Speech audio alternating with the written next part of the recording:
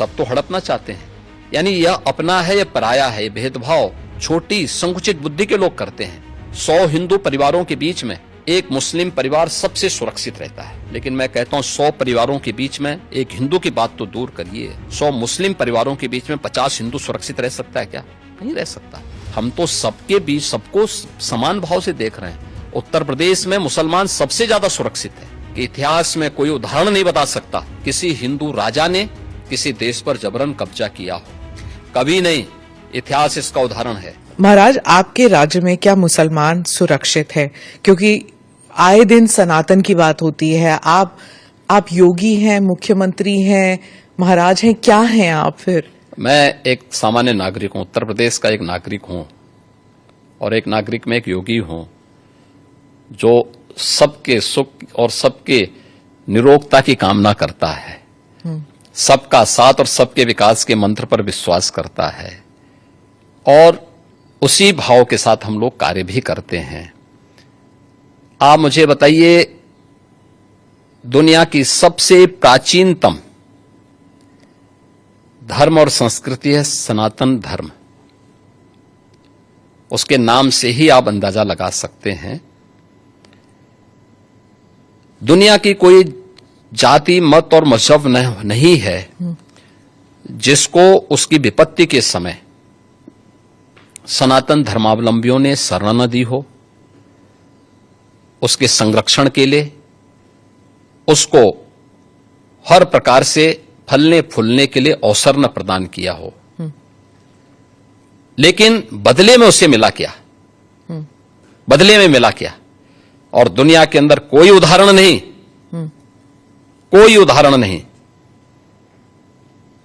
कि कहीं भी हिंदू राजाओं ने दुनिया के अंदर कहीं भी अपने बल पर, अपने वैभव के दंभ से किसी पर आधिपत्य स्थापित किया हो, कहीं नहीं है। देखिए उदाहरण, अयम निज परोवेति गणना लघु चेतसाम उदार चरितानाम तो वसुधैव कुटुंबकम, इस सनातन वाक्य है। दुनिया के अंदर कोई बोलता है? दुनिया के अंदर किसी ने इसका आचरण किया? कोई नहीं किया। सब तो हड़पना चाहते हैं। यानी यह अपना है या पराया है, भेदभाव छोटी संकुचित बुद्धि के लोग करते हैं। उदार चरित्र के लोगों के लिए तो पूरी दुनिया ही एक परिवार है।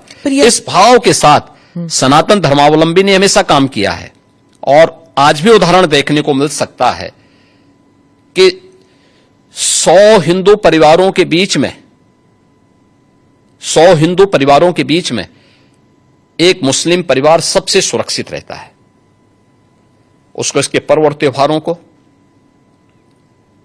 उसको अपने सभी मजहबी कर्मों को करने के लिए, या जिस मत और मजहब या संप्रदाय या सेक्ट का अनुयायी होगा उसको उस परंपरा के अनुसार अपने सारे धार्मिक मान्यताओं या उपासना विधि को पूरी स्वतंत्रता होती है।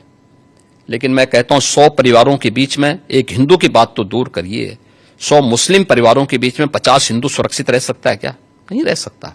अब बांग्लादेश आपके सामने उदाहरण है, इससे पहले पाकिस्तान उदाहरण था, अफगानिस्तान में क्या हुआ था। ये चीजें दिखाती हैं, और होशियारी यही है कि कहीं धुआं उड़ रहा हो या किसी को ठोकर लग रही हो तो हमें ठोकर लगे इससे पहले हम संभल जाएं। तो वही संभलने के लिए बोला जाता है। हम तो सबके बीच सबको समान भाव से देख रहे हैं। उत्तर प्रदेश में मुसलमान सबसे ज्यादा सुरक्षित है, सबसे ज्यादा सुरक्षित है। अगर हिंदू सुरक्षित है तो वह भी सुरक्षित है। अगर दंगे यहां यूपी में होते थे जो 2017 के पहले, अगर हिंदू की दुकान जलती थी तो मुसलमान की भी जलती थी, हिंदू का घर जलता था तो मुसलमान की भी जलती थी। और 17 के बाद से दंगे बंद हुए। अगर हिंदू सुरक्षित है तो मुसलमान भी सुरक्षित है। और दूसरा जो मैंने कहा कि इतिहास में कोई उदाहरण नहीं बता सकता कि अपने बल से, अपने वैभव से किसी हिंदू राजा ने किसी देश पर जबरन कब्जा किया हो, कभी नहीं। इतिहास इसका उदाहरण है। आप उठा के देख सकते हैं, भगवान राम लंका में गए और लंका में रावण पर विजय प्राप्त करके लक्ष्मण को वहां के वैभव को देख के थोड़ा मोहित हुए। भगवान राम ने कहा नहीं लक्ष्मण, उन्होंने उनको एक ही बात कही, और मुझे लगता है कि आज की पीढ़ी के लिए बहुत प्रेरणादायी है जो उन्होंने उस समय कही थी। लक्ष्मण जी को जो प्रेरणा, जो निर्देश भगवान राम दे रहे हैं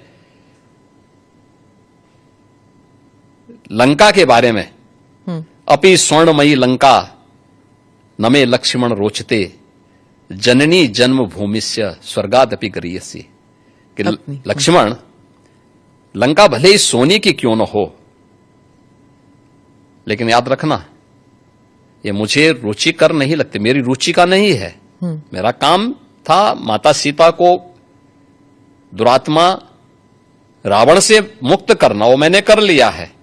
अब हमें यहां से निकलना है, क्योंकि जिस मां ने जन्म दिया है और जहां हमने जन्म लिया है उससे बढ़कर के दूसरा कोई भी, स्वर्ग से बढ़कर के उपभोग दूसरा हो ही नहीं सकता, इससे बढ़कर के उपभोग हो ही नहीं सकता है, चाहे वो स्वर्ग ही क्यों ना हो। और इसलिए हम यहां नहीं करेंगे। ये उदाहरण मैं इसलिए दे रहा हूं जिसलिए जो सनातन धर्म पर प्रहार करते हैं उनकी आंखें खुले, वो देखें उदाहरण हमारे सामने पर्याप्त हैं, और ऐसे अनेक उदाहरण आपको समय समय पर मिलेंगे।